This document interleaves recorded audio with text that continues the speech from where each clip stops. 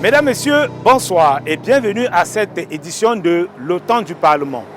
L'institution législative au Cameroun est encore frappée par le deuil. Celui que l'on appelait affectueusement le très honorable Kavaye Djibril, président de l'Assemblée nationale de 1992 à 2026, s'est éteint à Mada, arrondissement de Tokombéré, département du Mayo-Sava, dans la région de l'extrême nord. C'était le 6 mai 2026. Avec sa disparition se tourne une importante page du parlementarisme au Cameroun. Ce soir, le temps du Parlement lui rend hommage.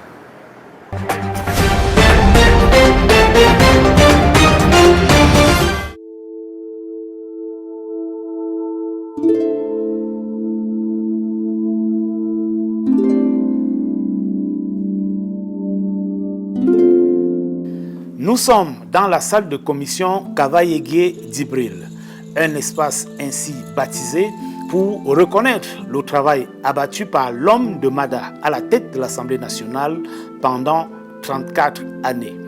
Cette salle fait partie du grand édifice Palais de Verre Paul Biya, construit sous la supervision du très honorable Kavaye Djibril. L'espace est comme le couronnement d'une cinquantaine d'années dans les couloirs et les coulisses du Parlement camerounais. L'on peut comprendre que sa disparition laisse l'Assemblée nationale dans le désarroi.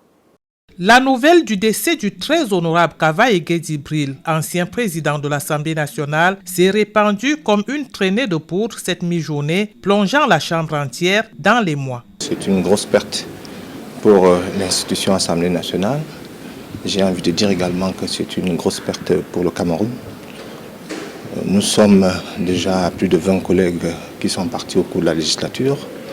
Aujourd'hui, nous avons 2 collègues qui nous ont précédés dans l'au-delà. C'était un moment extrêmement dur pour nous. Nous gardons du président parti, du très honorable, une image extrêmement positive. Parce que j'arrive à l'Assemblée nationale, le président de l'Assemblée est dans la plénitude de sa force.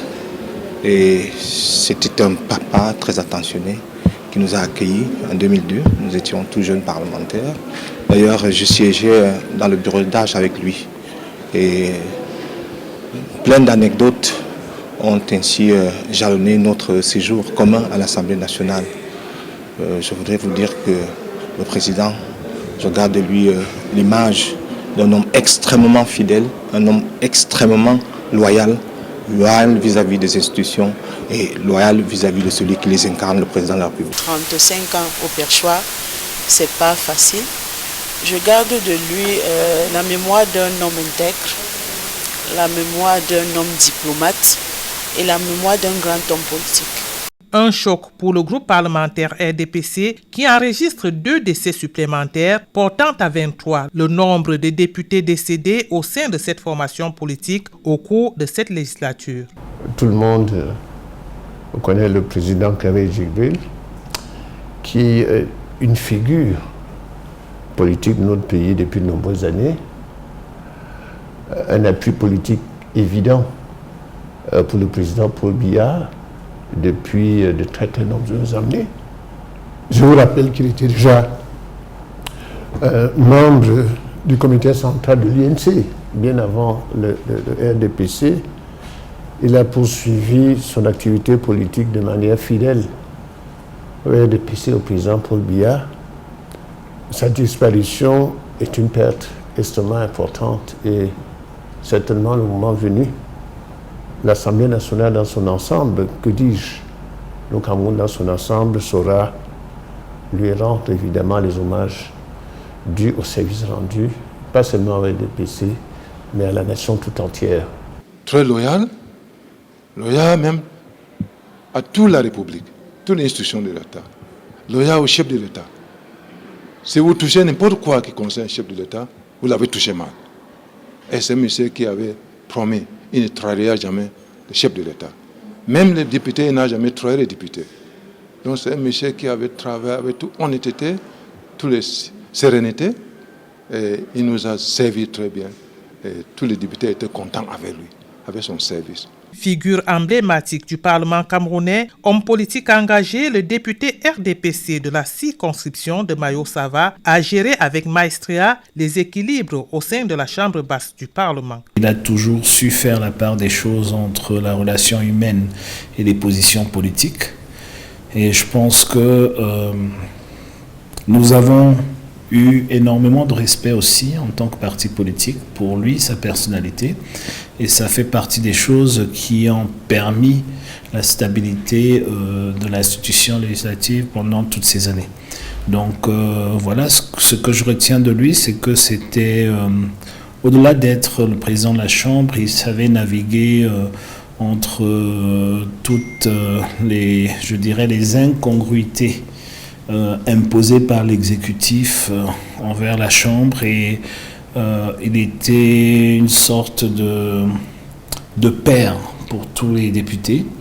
Et donc on avait d'un côté notre adversaire politique et de l'autre côté notre père, et donc on devait aussi jouer les équilibristes entre les deux, et il savait très bien tirer la ficelle dans ce jeu-là.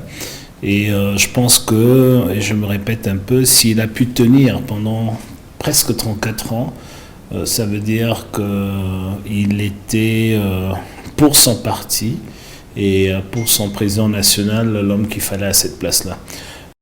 Une bibliothèque parlementaire s'en est allée.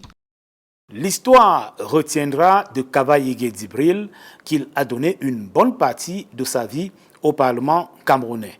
Plus d'une cinquantaine d'années consacrées à l'élaboration des lois de la République. L'homme était aussi proche de ces populations de Mada, dans l'arrondissement de Tokombéré. Mr. President of the Republic, ses proches reconnaissent en lui trois passions: la politique, la chefferie de Mada dans le Mayo-Sava et sa famille. Homme politique, Kava-Yégué Djibril l'a été pendant 56 années, entamé en 1970 avec son entrée à l'Assemblée du Cameroun oriental. Il gravira les échelons jusqu'à son élection comme président de l'Assemblée nationale en 1992, poste qu'il occupera jusqu'au 17 mars 2026. 34 années pendant lesquelles il a su gérer de nombreux antagonismes comme ceux des années dites de Braise. C'est également sous son magistère que l'Assemblée nationale a connu sa mue avec son nouveau siège, le palais de Verre Paul Biya, où une salle de commission porte son nom. Bien qu'étant la deuxième puis la troisième personnalité de la République, le Lamido Kava-Yégué Djibril tenait fermement la chefferie de Mada, l'Amida qu'il a hissé au rang de chefferie de premier degré. Ici, il retrouvait les joies de la famille et travaillait à lui garantir une place au soleil. Ce membre influent du bureau politique du RDPC était un relais sûr du pouvoir central dans l'extrême nord, région où il s'est investi à faire reculer les coupeurs de route ainsi que les terroristes de Boko Haram. Il s'éteint à 86 ans à Mada, le village qu'il a vu naître en 1940 et qu'il a connu comme maître d'éducation physique et inspecteur interministériel du Grand Nord. Avec lui disparaît l'une des importantes figures du parlementarisme camerounais, un homme reconnu pour sa fidélité aux institutions et à l'homme qui les incarne, le président de la République Paul Biya. Kava-Yégué Djibril ne cessait de le dire au perchoir, il faut respecter les institutions de la République. Le très honorable Kava-Yégué Djibril était connu pour sa dévotion pour les institutions de la République, mais aussi sa loyauté envers le président Paul Biya. Dans ses discours, il le faisait savoir. Je vous propose d'en écouter quelques extraits. Les jours, les semaines, les mois s'égrènent, nous rapprochons inexorablement de la grande échéance constitutionnelle, l'élection présidentielle octobre 2025 au Cameroun. C'est peu dire que d'affirmer que l'événement attendu suscite beaucoup d'engouement à travers le pays et même au-delà, face à cette effervescence, je ne cesserai d'appeler les différents acteurs à la retenue, à la responsabilité et au patriotisme. N'oublions pas qu'après octobre 2025, le Cameroun continuera d'exister et qu'on aura besoin des mêmes acteurs pour relever les défis qui interpellent notre pays aujourd'hui et même ceux de demain. Aussi devons-nous tout faire, chacun à niveau, pour que chacun se déroule dans le calme et la sérénité. Une fois encore, nous avons là l'occasion de montrer aux yeux du monde la responsabilité capacité du Cameroun à organiser des événements d'envergure, y compris des échéances électorales.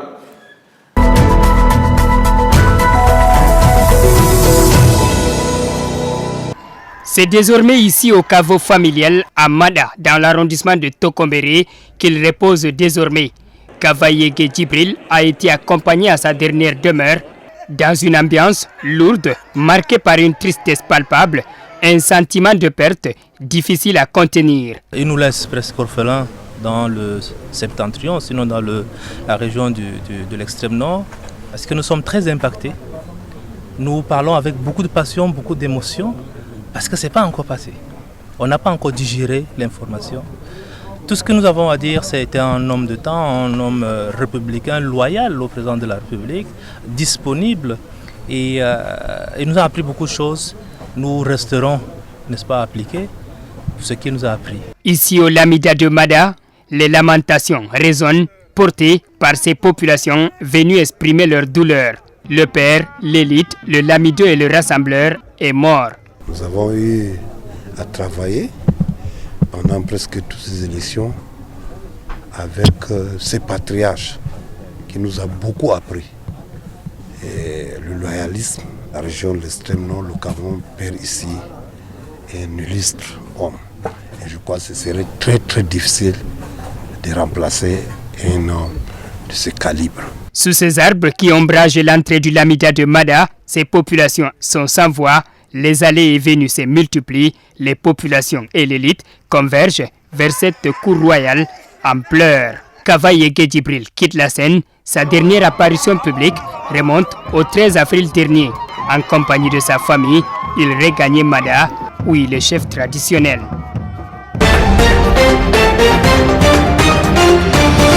L'actualité au sein du Parlement est aussi marquée par des audiences accordées par les chefs de chambre à certains chefs de mission diplomatiques, mais aussi à différentes personnalités.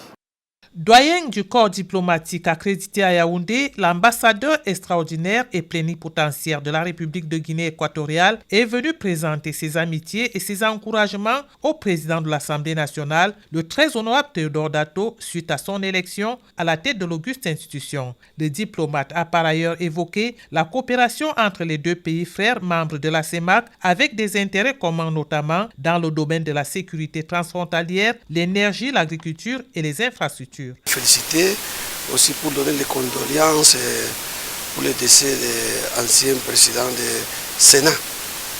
Et après aussi pour renforcer la relation interparlementaire entre les deux pays, Guinée équatoriale qui est un pays frère, le Cameroun. entre les deux parlementaires. En marge de cette activité, le premier vice-président de l'Assemblée nationale et président de l'Assemblée parlementaire de la francophonie, l'honorable Hilarion Eton, a reçu une délégation du secrétariat général de l'APF. La délégation est venue s'enquérir de l'état de préparatif de la 51e réunion de l'APF qui se tiendra à Yaoundé du 4 au 12 juillet prochain. Après une séance de travail avec les responsables des différents sous-comités, la délégation a jugé satisfaisant le travail abattu. À l'entente des discussions qui ont eu lieu avec les différents présidents de commissions et de comités, plus précisément, je pense que la section camerounaise de l'APF est bien avancée sur les travaux. Donc on a discuté sur des points assez précis de l'organisation et je peux vous rassurer que le Cameroun est prêt au niveau parlementaire à accueillir tous les parlementaires du monde francophone. 600 parlementaires francophones et 70 jeunes parlementaires sont attendus à ce grand rendez-vous. Présent à Yaoundé depuis 2023, l'ambassadeur d'Algérie au Cameroun a eu des moments d'échange fructueux avec le président du Sénat. J'ai tenu à féliciter Sa Majesté pour son élection à la tête de cette haute institution. Nous avons étudié les moyens et les perspectives de leur développement et diversification. Bien sûr, la diplomatie parlementaire était au menu de ces discussions. Nous avons exploré plusieurs pistes pour le renforcement de ce volet de la relation entre nos deux pays, notamment concernant la coordination entre nos deux pays au sein des instances régionales et internationales. Alors que le Cameroun s'apprête à accueillir en juillet prochain l'Assemblée plénière de l'Assemblée parlementaire de la francophonie, le président de l'APF est venu présenter à Sa Majesté Aboubakari Abdoulaye le niveau des préparatifs de cet événement. Les travaux vont se dérouler sous la haute autorité des deux chefs de chambre, à savoir le président de l'Assemblée nationale et monsieur le président du Sénat. Un comité d'organisation a été mis en place et constitué de près de 17 sous-comités pour assurer l'encadrement des travaux. Ce comité a commencé à travailler et nous sommes arrivés à un niveau d'évaluation des travaux qui m'autorise aujourd'hui à venir rendre compte à monsieur le président du Sénat. La forte délégation du jour était celle du bureau de l'Assemblée nationale, conduite par le président de la Chambre, le très honorable Théodore Datuo, audience marquée par des moments de compassion suite aux malheurs qui ont récemment frappé le Sénat. Je crois qu'il était normal qu'après les deux décès qui ont frappé le Sénat, que l'Assemblée nationale, qui avec le Sénat forme le Parlement de notre pays, se mobilise sous la présidence de M. Théodore Datuo, son président, accompagné des vice-présidents, des questeurs, des membres du bureau et même des hauts responsables de l'Assemblée nationale. Que l'on vienne donc ici ensemble présenter les condoléances de l'Assemblée nationale à nos collègues parlementaires qui ont été frappés par le destin. Le président de l'Assemblée nationale a reçu en audience l'ambassadeur du Cameroun en Algérie, son Excellence Amidou Komidon Djimolu. Le chef de la délégation permanente régionale du comité central du RDPC pour la région de l'Ouest est venu adresser ses félicitations au très honorable Théodore Datuo suite à son élection à la tête de l'Assemblée nationale. Sur le terrain, nous suivons les activités de l'honorable Albert Quinché, député du département du Konki, et de Mme Henriette Sounak, sénateur de la région du Centre. Cette formation sanitaire qui accueille une dizaine de nouveau-nés par mois portait déjà les stigmates de l'âge. Aujourd'hui, la maternité du centre médical de Yom, Banjoun, dans l'arrondissement de Poumogneux, se refait une beauté. Le lifting intégral est salué par le personnel sanitaire pour qui cette rénovation apporte le confort et la sécurité de la mère et de l'enfant. Nous disons un grand merci à l'honorable Kunchi. Merci à l'honorable Kunchi d'avoir pensé à rénover notre maternité qui était déjà dans un état de délabrement avancé. Nos femmes nous disent merci. Nos bébés seront contents de naître dans des locaux propres et très accueillants. Moi, je remercie beaucoup l'honorable. Un enfant que son père lui conseille, il comprend. Très bien pour lui, vraiment, très bien. Ce qu'il fait, c'est ce que son père faisait. Il met son pied à toutes les choses comme lui. Il fait comme Père Feto Victor. Vraiment, nous ici maintenant, on pleurait beaucoup Feto Victor.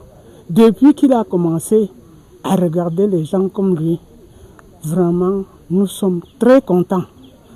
Nous sommes très heureux dans ce quartier. S'il vous plaît, les autres élites dans mon quartier, je souhaite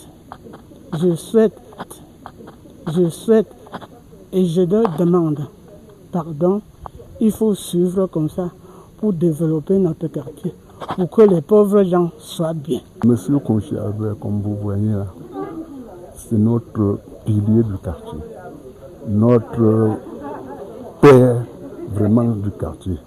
Il n'a pas seulement fait ceci, il a commencé depuis qu'il a travaillé au centre de santé de Lyon. Il y a beaucoup de ce qu'il a fait ici. Et puis, vraiment, comme vous voyez là, il y a encore beaucoup à faire. Et puis, souvent, quand je parle à lui, je lui dis toujours, quand je dis merci, c'est pour encore demander. Donc, même jusqu'à maintenant, je dis encore merci beaucoup de ce qu'il a fait. Et puis, je demande beaucoup de ce qu'il a fait. Et puis, je demande beaucoup. Une action qui rallonge la liste des réalisations de l'honorable Albert Kouinché dans ce département. Notamment la rénovation et l'équipement complet du pavillon chirurgical de l'hôpital de district et la fourniture des centres de santé en produits de première nécessité. Cet acte exprime à notre manière le soutien au pouvoir public. Le pouvoir public, le processus va continuer, Dieu voulant, avec les autres unités. Tout ceci s'inscrit dans une logique gouvernementale où le bien-être des populations demeure la motivation principale. La cérémonie de remise de dons aux associations des femmes et des jeunes d'Nkomtou, pilotée par Madame le sénateur Henriette Sournac, visait à dire merci à ces populations pour leur brillante participation à l'élection présidentielle d'octobre dernier. Élection qui a vu le plébiscite du candidat Paul Biya en Nkomtou. J'avais demandé aux populations de ce village et principalement aux femmes un plébiscite pour le président Paul Biya. Et justement, le score que nous avons eu, le résultat que nous avons eu, c'est un 100%, un score record. Et c'est pour ça qu'on est là pour leur dire merci. Et en venant leur dire merci, nous avons apporté des dons qu'on avait promis aussi par rapport aux doléances qui avaient été faites à cette période-là. Le choix de la qualité des dons n'était pas dû au hasard. On est d'abord dans un village et on suppose qu'avec les champs que nos femmes s'activent tous les jours, il fallait bien qu'elles aient des dons en matériel agricole. Et puis il y a beaucoup d'élèves dans ce village. Et donc ça nous a interpellés aussi pour pouvoir entrer justement dans les fournitures scolaires et faire plaisir aussi aux jeunes.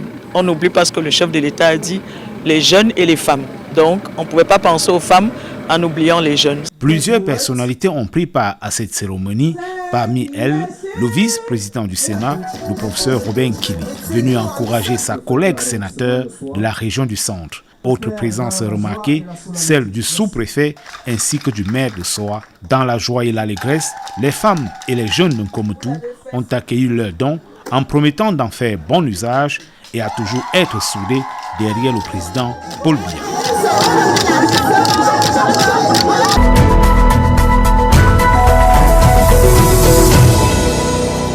C'est ici que prend fin cette édition de l'Automne du Parlement. Par ma voix, toute l'équipe de cette émission rend une fois de plus un grand hommage au très honorable Kavayegué Djibril. Merci de nous avoir prêté votre attention. Rendez-vous à une autre édition.